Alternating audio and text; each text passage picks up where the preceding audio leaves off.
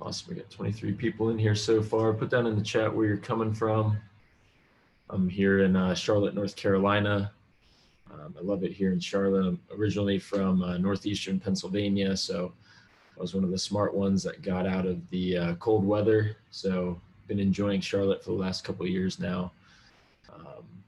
As I'm sure a lot of you tuning in are from the Southeast as well. So I'm sure big fans of everything happening down here in the Southeast, which we'll actually talk about a little bit on today's webinar. So we're going to be talking about key metrics to look for in a submarket for apartment syndication. My name is Eric Fitzgerald. I am the Director of Acquisitions for PassiveInvesting.com. So my kind of day-to-day is communicating with brokers, analyzing deals, working with our acquisitions team, negotiating contracts, PSAs, going on due diligence trips. We were just on a due diligence trip yesterday here in Charlotte for a townhome deal that we're under contract on. So I love what I do. I love our team here at PassiveInvesting.com. And I'm excited to be with you all today and hopefully add some value, kind of how we look for key metrics in submarkets that we look for, and kind of going through what are some key employment demographics, incomes, interest rates, population growth, media thoughts, and media kind of input on different markets. So we'll go through a little bit about that. Obviously, I'm not Brandon, but I am the next best thing. So Brandon couldn't be on the call today, but I hope to add some value to you guys here today. Let me kind of start this off. Awesome. We got people from California. We got Boston. Oh, we got Josh Rusin in here. What's going on, Josh? And Josh and I go way back from the Jake and Gino crew. Awesome to see you on here. We got New Jersey, San Antonio. We have a Canadian in here. Rogelio, what's going on, man? Hollywood, Florida, Dallas. Awesome. So all over the place. Awesome. Montreal, another Canadian. Awesome. So we're going to be talking about today kind of submarket, market data. Obviously, with what we do every day on the acquisitions team, we like to kind of get our boots on the ground and go visit markets that way. But there's certainly a good level of desktop due diligence that you can do before you kind of take the effort and the cost to go visit markets. So that's where we're going to start, is kind of high level. How can I find out about markets and submarkets from my computer? And then we'll kind of touch down into getting your boots on the ground and actually seeing markets from there. So I'll structure this as if I were starting out and, I was trying to find a market from the beginning. I will say where we're kind of at now in our company, we're built out in a lot of the different Southeastern markets. So we have, direct data of how our properties are performing. We're relatively familiar with the economic environment, the job growth, the employment drivers in those markets now. So I'll start it as if, all of us are looking for a new market for, our investments. So the first place that I would start is I wouldn't try to do all the work myself. There's a ton of reports out there. Marcus and Millichap has awesome quarterly market specific reports. They have an annually multifamily investment forecast that they really do a great job on drilling down into specific markets and specific submarkets. So that would be a first recommendation, is go find those type of reports where the really smart people can do the data work and you can read it and interpret it the way that you would like. So Marcus and Millichap, their reports are a great resource. CBRE has a quarterly cap rate survey, so you can kind of see where different markets are trading at cap rate wise, and they break it down in Class A, Class B, Class C. Deloitte has a good commercial real estate outlook report. There's a service called IRR, Commercial Real Estate Trends Report. That's another good place to get that.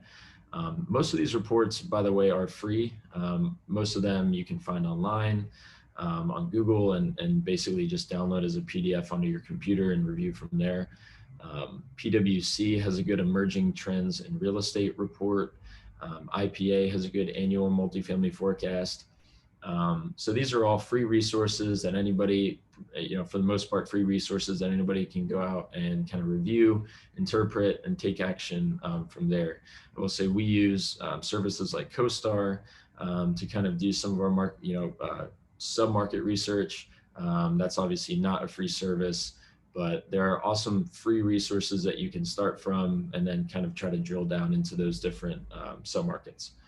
So that's what I would do first, is let the smart people do the data analysis and you go interpret off of those reports. So they'll tell you things like population demographics, new and existing businesses, top industries, absorption rates, unemployment, occupancy and rent trends, all that kind of stuff that you can then form an intelligent opinion on about a market as you're kind of doing that research. So as far as population growth, that's going to be one of the main overarching themes as far as what you want to look for in a market. So a good place to get that is on the census website, census.gov. Again, a lot of the smart reports will have that already built in, but if you want to find the data yourself, it's on the census website. U-Haul has a good annual migration study. So they rank each state in the US based on the number of one-way U-Haul trips. So that's an interesting way to kind of see where people are moving, where they're moving from. So definitely population growth is something that you want to kind of nail into. Another thing to kind of get into is obviously employment. So Fortune 500 companies is a huge thing.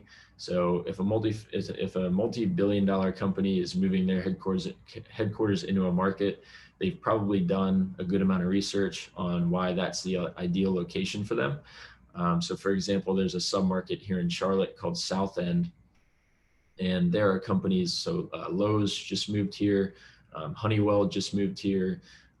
So when you see companies like those, tech companies, large, home improvement companies start to move into a market, and especially a specific submarket like South End in Charlotte, that's obviously a very good sign for the long-term viability of that market, for the incomes of that market, and for the job growth of that market. So a good way to find if a specific market is having that kind of news is go to Google, search whatever your market name is and Fortune 500, and that should pull up if any of those large corporations are moving or have recently kind of moved into that area. So it's a good little kind of quick tip, to be able to find that kind of news that's happening in your market or in your submarket. Let's see, top industries. So if a large portion of the population is working for one company, obviously that market would be riskier than if, it was very diverse. So that can have a major kind of negative impact on the market if it is so dependent on that. So another good free resource to be able to find that out is Google your target market name and top employers, and that should give you a list of the major corporations in that area. The industry breakdown also can be found on the census website if you want to find that data yourself, but Google is typically a good, quick, free resource for you. And I don't know if I mentioned, you can search your market name, you can search your submarket name, and all of that will pull up just based on kind of where you're looking. So we're trying to keep it free resources here. I hope that's helpful for anybody that's looking to get started and looking to kind of start from square one. So I hope that helps. A metric that we use internally a lot is absorption rate. It's basically the demand of apartments. So how many apartments are being built and how many of those apartments are being rented. So absorption rates in places here like Charlotte, especially in the good submarkets, absorption rates are super high, meaning there's a really, really high demand for apartments. And in places like Austin, Texas, even with record supply coming online in the last 2 years and continuing to come online in the next couple of years, their absorption is even higher than their supply. So their demand is even higher still than the record supply that they've been seeing. So, a lot of times supply will scare people, but that is a double-sided argument as far as even if there's high supply, if that demand is higher than supply, you're still undersupplied. So that's another kind of good metric to look at. And a way to find that would be that IRR, that's Integra Realty Resources. They have a yearly multifamily report online that will give you kind of absorption data. They'll tell you whether or not a market is in expansion, hypersupply, recession, or recovery phase. And basically, markets in hypersupply or recession phase have a bad supply and demand imbalance. And one of the metrics included in that analysis is the absorption rate. So I know I'm throwing a lot at you guys. If there are any questions, please feel free. I'll check. I'm in the chat box here, and I'll try to check the Q&A as well in case there are any kind of questions. But I hope this is helpful so far. Obviously, unemployment data is another metric that we'll look at. Census.gov has great unemployment data. For obvious reasons, unemployment data is important to look at. People typically can't rent and pay for an apartment if they don't have a good job. So that's why we look at unemployment. Obviously, another thing would be occupancy and rent trends. So that's another measurement of supply and demand on top of your absorption rate. So the greater the demand, the greater the occupancy rate and rental rate. So that, again, can be found on census.gov or some of those reports that I mentioned earlier, whatever you kind of would like to see. So that's pretty much what I would say as far as desktop due diligence goes. I will say, the next logical step is always going to be in-person visiting of these markets. And so that's what we do. I feel a really good job of in our company is, really traveling to the markets. I'm typically traveling every week. Our acquisitions team is typically, somewhere traveling or touring a deal or meeting with brokers every week. So you need to do that once you kind of identify your markets on your desktop due diligence. You really need to go, see markets in person. For example, we wanted to get into Nashville this year. So at the beginning of the year, myself and a member of our acquisitions team, we went down to Nashville. We scheduled, 3 or 4 days of, basically 9 o'clock to 5 o'clock meetings, and then, dinners at 6 or 7, and then taking the brokers out for drinks, which is a very dangerous place to do that, by the way, in Nashville. But basically, spend the whole day, immersed in the market, driving around with the brokers, touring the specific deals that they might have had on the market at the time. But really our main objective there was to figure out the market, ask the brokers all the tough questions. We spent about 4 hours inside of a conference room with one of the major brokers in Nashville, who basically owns the majority of the market share, with a map up on his projector screen, and just kind of going through the different neighborhoods in Nashville, going through where the good areas were, where the growing areas were. And so that really helped us identify our first investment, which was a deal that we toured with another broker later that week, but happened to be in one of those neighborhoods that he said was really kind of up and coming over the next 2 to 3 years. And so we kind of had that data from him, toured this deal with the other broker, underwrote it, did our due diligence, toured the property, ended up submitting an offer and ultimately winning that deal, which is our Braxton Music City deal in South Nashville. So nothing beats getting boots on the ground, touring these deals, having conversations with brokers. But I would put that second to the desktop due diligence, because then that shows that you've put in the effort, when you're having those conversations with brokers or with owners, that, you know what you're talking about, and you're not just another one of the, private equity guys flying in and, that know nothing about the market and just have some capital to place. So it goes a long way to do your research up front and then kind of do your in-person analysis. And the biggest thing would be meeting with brokers and visiting properties up front. So that is, trying to think, driving around is a good way to just kind of figure out neighborhoods. If we're looking at a deal, we'll typically, start in the middle and drive in circles around in a greater and greater radius as we just kind of try to figure out what's all around that location. So that's a good kind of way to do it. Another helpful tip is you can set Google alerts for your target markets. So that will notify you when there are big, announcements as far as jobs, developments, Fortune 500 companies, that kind of thing. So yeah, I mean, so let's see here. Do you look at, there's a question here from Rogelio. Do you look at crime data to avoid specific areas? Yes, we do. There's a service called Neighborhood Scout, which is a good service to look at crime data. Definitely an important, place to look for data is crime data. I will say, once you get your boots on the ground, you can pretty much tell a lot of times if this is going to be a high crime area versus a low crime area. So that's a good kind of way to figure it out. But that was a great question. And yes, crime data is very important. We have a question here from Lenny. What site for income? So there is see if I can pull it up here. It is a census data service. And it's actually a map that you can pull up and just see if I can. Okay, so I'll put it into the chat here. Just found it. It is, let me just copy it, it'll be easier.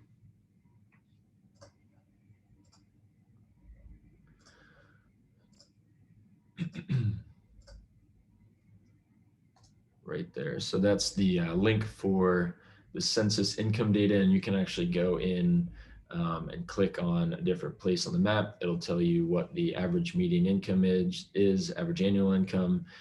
They have it broken down into tracks, so it's a little bit better than just a market specific income data. It's really good if you're looking at specific properties or specific neighborhoods. You can see kind of where those lines cross and where the higher income areas are versus where the lower income areas are.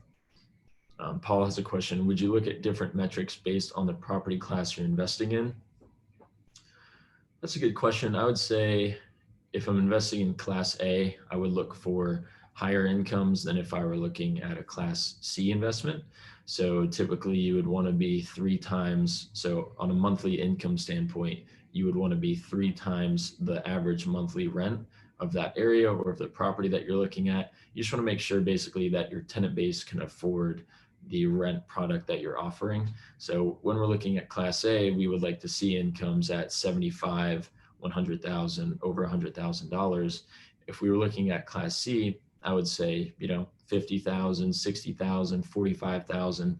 That would be a more acceptable number. But as far as crime goes, I would say you would want to avoid crime regardless of the property class in an ideal world. But incomes, I would say, would change a little bit with that. I would also say job sectors would change a little bit, just based on if you have a 1970 C-class clean deal and, Apple is down the street, Apple employees may not be moving to your complex, but it's still a good thing to have Apple right down the street regardless. So that's a good question. I don't see any other questions here. Oh, let's see, I got the Q&A box. So Johnson is asking, how do you use CoStar? How to use CoStar to source deals, run comps. I have access to CoStar and would like to learn how to utilize the service to its full extent. Great question. So when we have a new team member join our team, we will have them use the training with the CoStar rep. So they offer free training for anybody that has a CoStar service. We also kind of take them through how we use it. We have videos recorded, kind of training videos that we use. But I would say the first step there would just be contact the CoStar rep, and they'll set you up with a free training and they'll spend as much time as you need basically to get you familiar with the service, how to best use it for what you need it to do. And that would be kind of how I would recommend getting started with CoStar.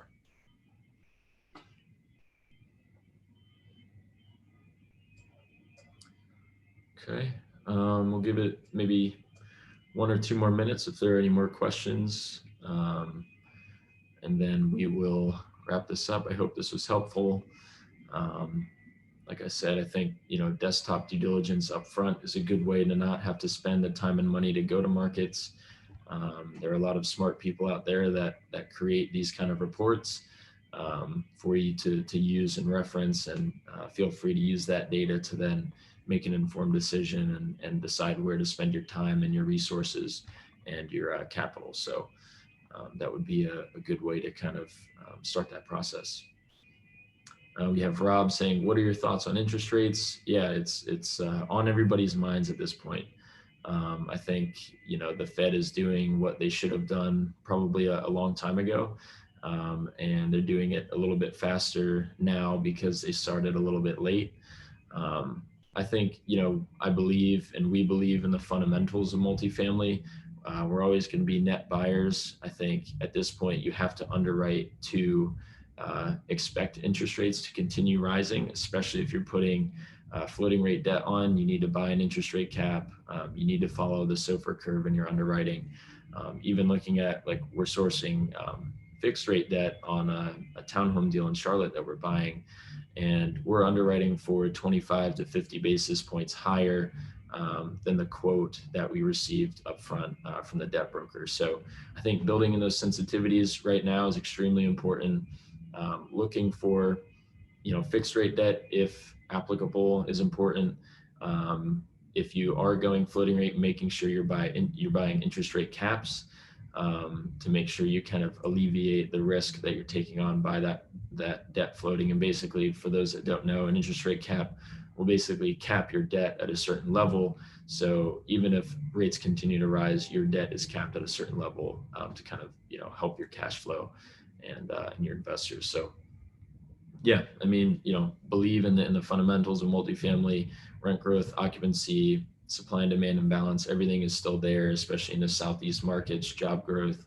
I think you do have to be careful with interest rates at this point, and just be conservative and thoughtful as you're underwriting debt, and be constantly asking debt brokers, their thoughts on the market, and don't get a quote now and then forget about it, a month and a half or 2 months while you're trying to close a deal. Constantly be updating that quote, constantly be, in communication with that debt broker or whoever bank you're working with. Because I think everybody is kind of thinking they're still going to rise a little bit. So we need to expect for that. Emily has a question here. Top 2 questions you ask brokers in new submarket. It's a good question. I would say, so this is more of a property specific question, but I like to ask, who are the top employers of the residents that live at this specific property?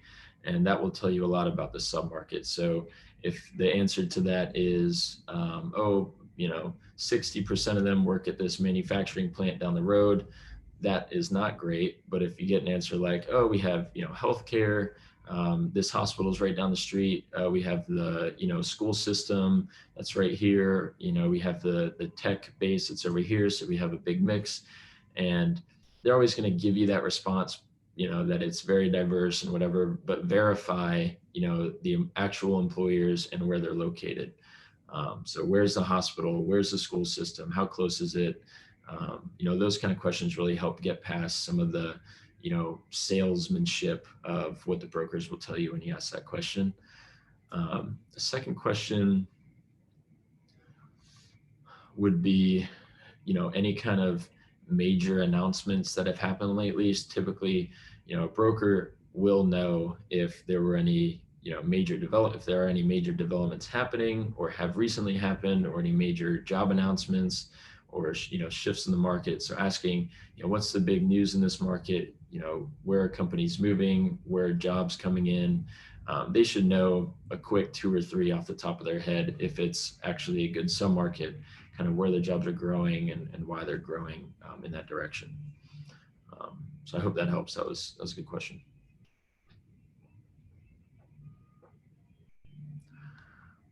All right. If there are, let me just make sure I got Q&A checked off here. Awesome. All right, Josh, great to hear from you. Great to see you. Definitely have to catch up. Thank you, Rob, Emily, Rogelio, for all the questions. Appreciate it. And we will catch you guys on the next webinar. Thank you for the time. See you, everybody.